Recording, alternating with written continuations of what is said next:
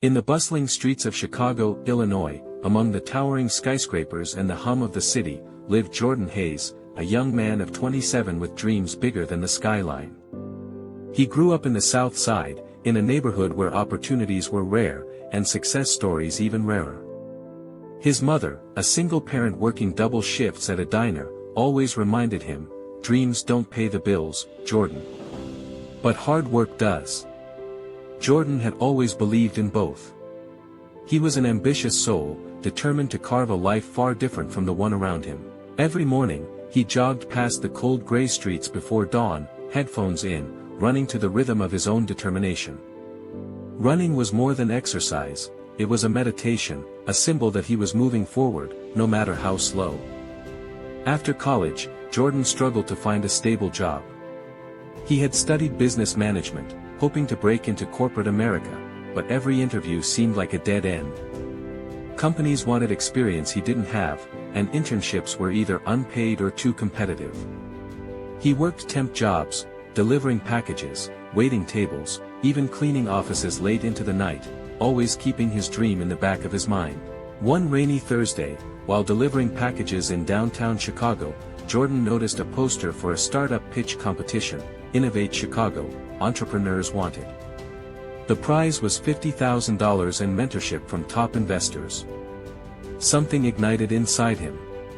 He had always dreamed of creating a sustainable clothing line, clothes made from recycled materials, affordable, and stylish, giving people a reason to choose eco-friendly fashion without compromising style.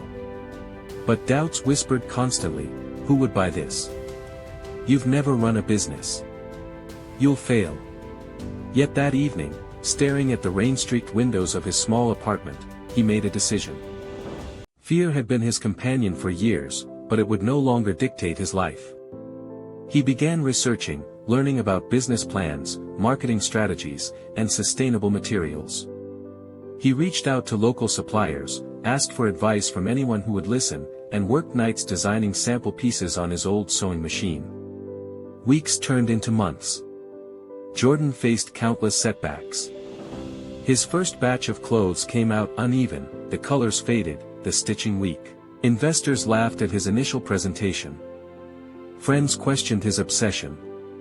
"Why don't you just get a real job?" they said. But Jordan persisted. He treated every failure as a lesson, every rejection as a redirection. Finally, the day of the competition arrived. Standing on stage at a packed auditorium, lights glaring, Jordan's heart pounded. He saw polished presentations from others, fancy prototypes, and smooth-talking presenters. He doubted himself for a split second, then remembered his countless nights. His aching hands, the small victories that no one had witnessed. He took a deep breath. "Good evening," he began, voice steady. "What if fashion could save the planet?" He spoke about his vision, his struggles, and the mission behind his brand. He showed the audience the clothes he had painstakingly made, explaining the story behind each stitch, each recycled fiber. By the time he finished, the auditorium was silent, captivated, inspired, and moved. Weeks later, Jordan received an email. He had won the competition. The $50,000 prize wasn't just money, it was validation. Investors who once dismissed him now wanted to help scale his business. But more importantly, he had proven to himself that persistence mattered more than perfection, that courage mattered more than comfort, and that failure was simply a stepping stone. Jordan's company, Evergreen Apparel, started small in a tiny warehouse in Chicago. He hired a handful of passionate individuals who shared his vision, and slowly, the brand began gaining attention. Social media buzzed with posts about affordable, eco-friendly clothing. Local boutiques wanted to stock his designs. By the second year, Evergreen Apparel had grown enough to open its first store in downtown Chicago. But Jordan never forgot his roots. He started community programs for youth in his old neighborhood, teaching them about entrepreneurship, sustainability, and the power of resilience. He often told them, "Your circumstances don't define your potential. Your mindset does. If you fall, get up. If you fail, learn." Keep moving, and your horizon will always expand. By the 5th year, Evergreen Apparel was a nationally recognized brand.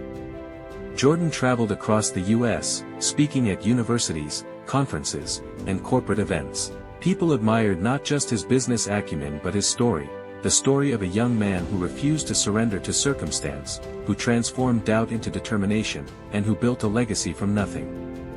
And yet, despite all the success, Jordan's most treasured moments remained simple, walking the streets of his old neighborhood, seeing young people inspired by his journey, and remembering the nights he ran past empty streets, headphones on, chasing a dream that once seemed impossible. Jordan Hayes had learned what few ever truly understand: motivation is not about avoiding failure, it's about embracing it, learning from it, and moving forward relentlessly. It's about waking up every day, knowing the odds are against you, and choosing anyway to chase the horizon.